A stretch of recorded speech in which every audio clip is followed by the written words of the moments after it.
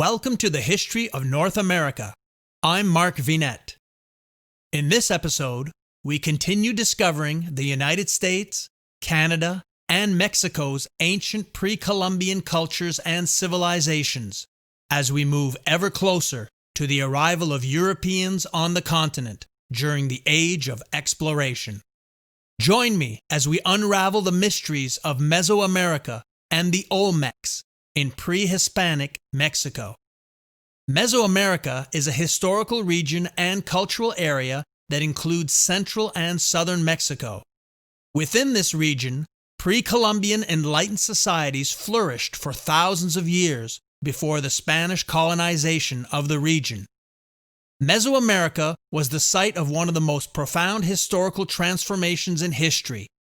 It is one of the 5 areas in the world where ancient civilization arose independently, and one of only 3 regions where writing is known to have developed on its own. Mesoamerica is defined by a mosaic of cultural traits.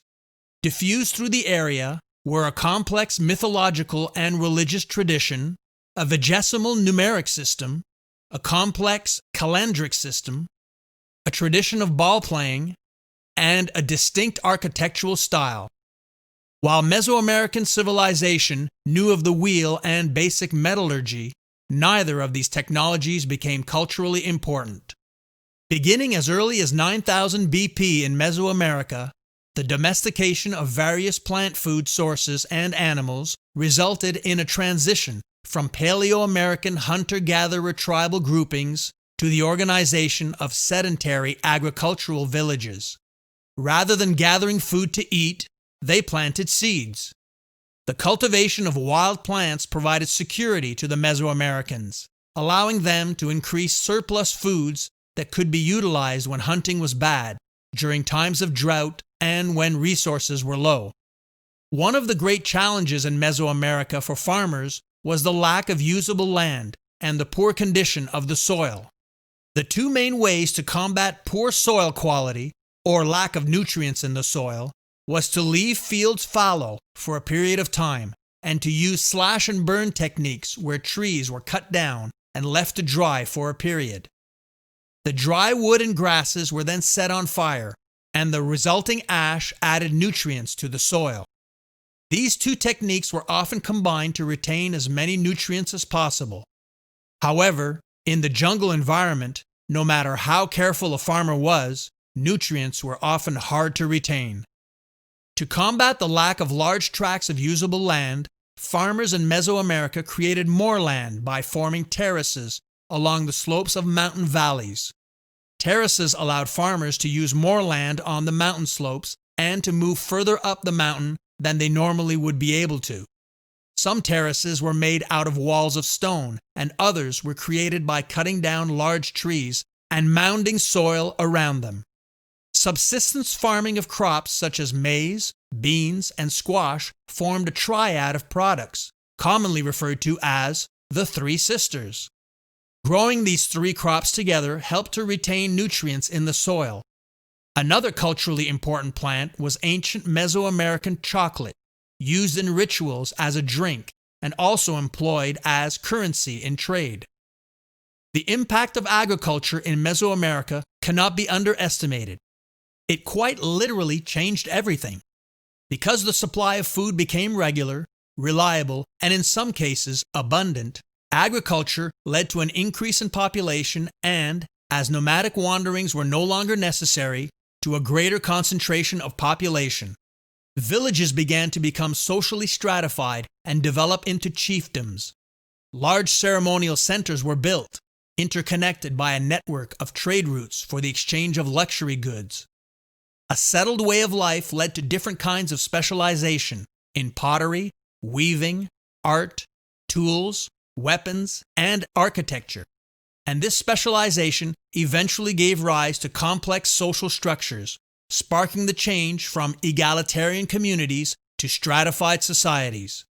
The discovery of agriculture in the region stimulated the development of the highly sophisticated classical civilization known as the Olmecs. The Olmecs were the earliest known major Mesoamerican civilization and considered the region's mother culture.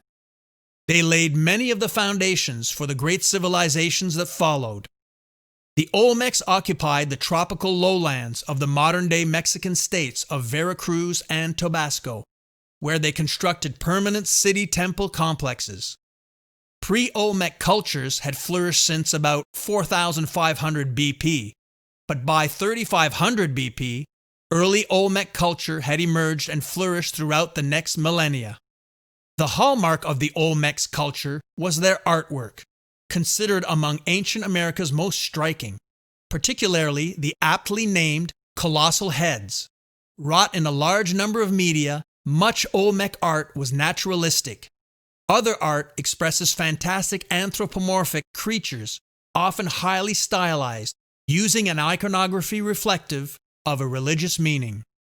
In addition to making human and human-like subjects, Olmec artisans were adept at animal portrayals. The name Olmec is composed of the two words meaning natural rubber and people, so the word means rubber people. Rubber was exported from the tropical zones to sites all over Mesoamerica. Although there were many uses for rubber, rubber balls, both for offerings and for ritual ball games, were the primary products. The rise of Olmec civilization was assisted by the local ecology of well-watered alluvian soil, as well as by the transportation network provided by a river basin. This environment may be compared to that of other ancient centers of civilization: the Nile, Indus, and Yellow River valleys, and Mesopotamia. This highly productive environment encouraged a densely concentrated population, which in turn triggered the rise of an elite class that created the demand for the production of the symbolic and sophisticated luxury artifacts that define Olmec culture. The cause of the eventual extinction of Olmec societies is yet to be determined. Around 2400 BP, the population in the eastern half of the Olmec heartland dropped precipitously, and the area was sparsely inhabited thereafter. The depopulation was probably the result of very serious environmental changes that rendered the region unsuited for agriculture, hunting and gathering, and transportation. These changes may have been triggered by tectonic upheavals of subsidence or the siltation of rivers due to agricultural practices. One theory for the considerable population drop is the relocation of settlements due to volcanic eruptions that would have blanketed the lands and forced the Olmec to move their settlements. Whatever the cause, within a few hundred years of the abandonment of the last Olmec cities, successor cultures, nevertheless, became firmly established. Next time, we will explore one of the most famous and celebrated Mesoamerican civilizations, the Maya. Check out the YouTube version of this episode, which has accompanying visuals, including maps, charts, timelines, photos, and diagrams. Please consider supporting our History of North America series in the following ways. Join our Patreon. We offer lots of membership benefits, including artworks and books. I have authored many historical fiction and nonfiction books, including exciting international historical mystery and suspense thrillers.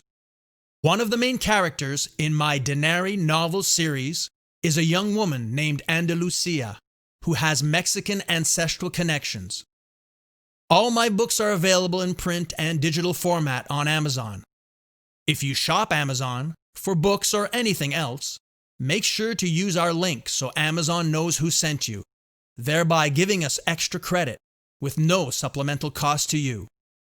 All links appear in this episode's description and on our website at markvinet.com. Join me again next time and spread the word to family and friends. And don't forget, all positive ratings, reviews, feedback, and comments are appreciated and help attract more people to this series. I'm Mark Vinet, and I hope you enjoyed the listen.